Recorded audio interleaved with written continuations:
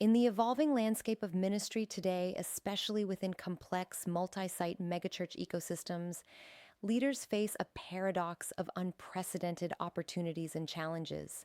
On one hand, the reach and resources of a megachurch with multiple campuses enable transformative impact across communities.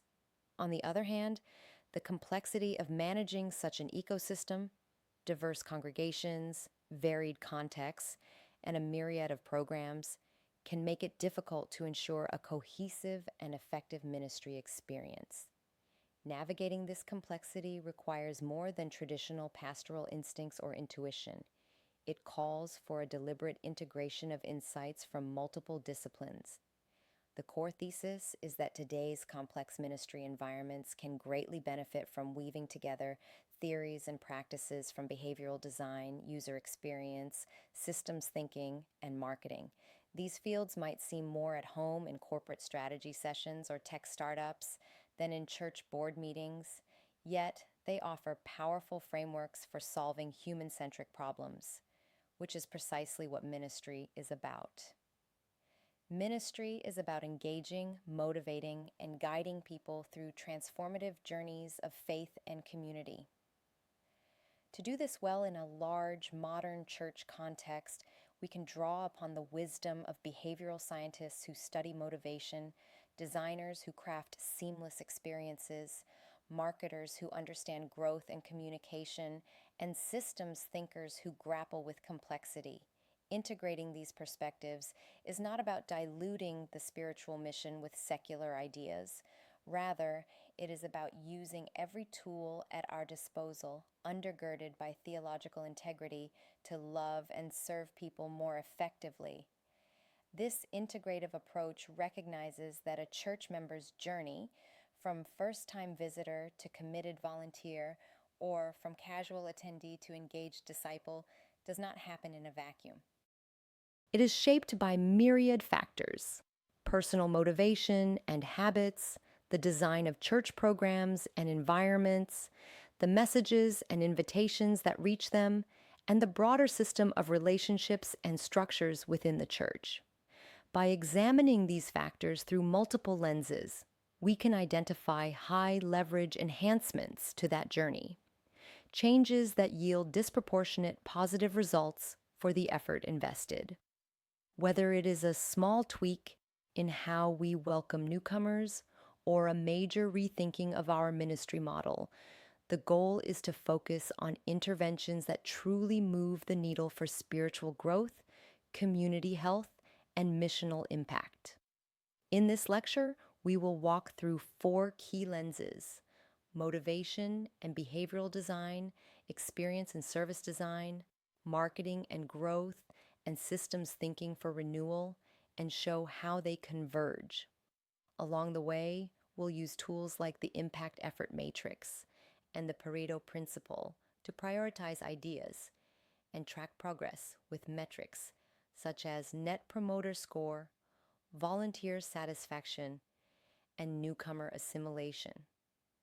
We will also consider how to implement change through proven practices like John Cotter's Change Roadmap, always adapting strategies to fit a missional environment.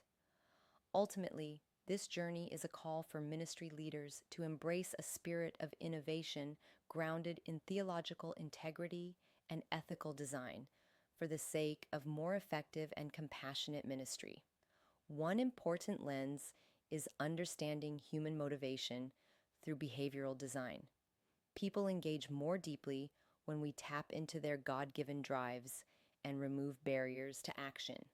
Gamification research by experts like Yu-Kai Cho highlights core motivational drives, such as the search for meaning, the thrill of achievement, creativity, and social connection. Church leaders can channel these, for example, emphasizing the greater purpose behind a volunteer role, appealing to that sense of epic meaning, or celebrating small milestones in someone's spiritual journey, feeding the drive for accomplishment. Similarly, psychology's self-determination theory tells us that people are most motivated when they experience autonomy, competence, and relatedness.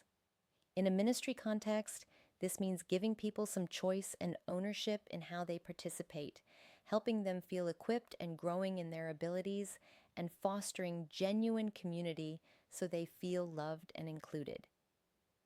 When these needs are met, engagement tends to flow naturally. People serve and attend because they want to, not because they feel forced. Additionally, models like BJ Fogg's behavior model remind us that for any desired action to happen, a person must be sufficiently motivated, have the ability to do it, and receive a prompt at the right time. So, if we want someone to join a small group or start a prayer habit, we work on all three fronts. Inspire them with vision, motivation, make it easy, perhaps an online group finder or a short, accessible prayer guide addressing ability, and give timely prompts, a personal invitation or reminder. John Keller's RCAS model, attention, relevance, confidence, satisfaction, though developed for education, offers practical wisdom too. We capture attention with engaging communication, show relevance by connecting faith to everyday life, build confidence by mentoring and breaking big steps into manageable ones, and celebrate results so people feel the reward of growth. Even subtle design choices play a role. Nudge theory from behavioral economics shows how small changes in how options are presented can influence behavior. In church life, a nudge might be automatically including newcomers in a follow up email list with easy opt out or placing sign up cards on each seat. Gentle ways of guiding people to take next steps. Importantly, we use these insights ethically. Our aim is to encourage and facilitate genuine commitment, never to manipulate. By understanding what moves people, we can design ministries that inspire action, helping individuals grow in faith because we've thoughtfully paved the way for them. Now consider the experience itself, the journey people take through the church. Using tools from service design, we can map this journey step by step. Journey mapping means seeing through the eyes of a newcomer or member, charting their path from the first time they hear of the church to their first visit to deeper involvement, and noting what helps and what hinders along that path. We might discover, for instance, that while our worship service is uplifting, a newcomer might feel lost afterward if nobody talks to them or if they aren't sure how to get involved next. With a journey map, we pinpoint such gaps. Then, service blueprinting lets us align our behind the scenes processes to support that ideal journey. For every external experience, say a welcome gift for first timers or a follow up call on Monday, the blueprint shows the internal steps and responsibilities to make sure it happens reliably. This kind of intentional design prevents people from falling through the cracks. It ensures that what we promise, you are welcome, you can belong here, is backed up by concrete actions like having a team trained to greet and a system to connect new folks to a small group. In today's culture, we also realize that people value meaningful experiences highly. Business thinkers describe an experience economy, and while the church is not a business, the idea is relevant. We must thoughtfully craft the experience of church so that it truly engages people's hearts. That could include everything from the atmosphere of the worship space to the flow of the service to the way we share stories of God's work.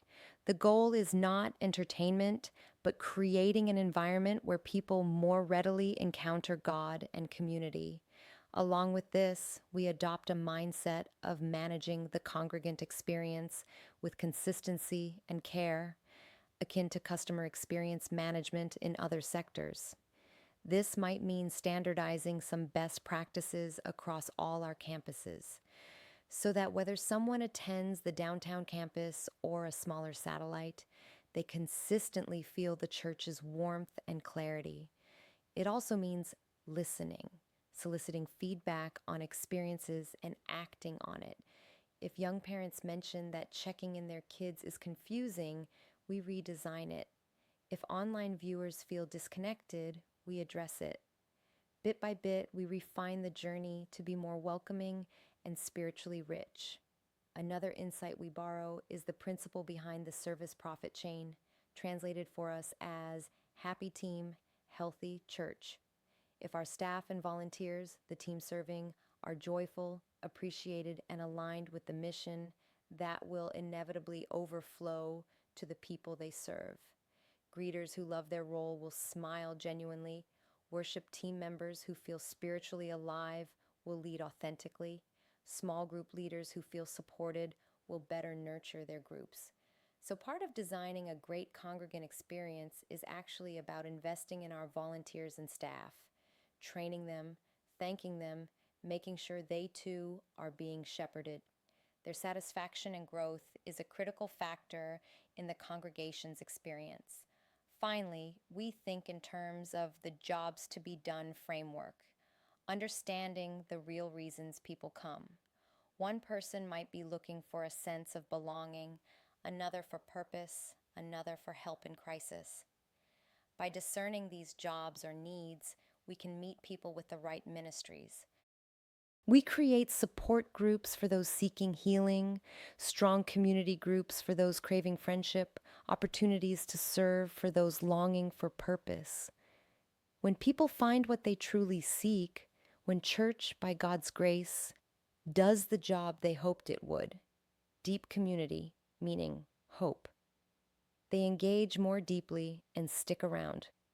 In some, by designing experiences with empathy and intentionality, we turn good theology into a lived reality that people can tangibly experience at every touch point.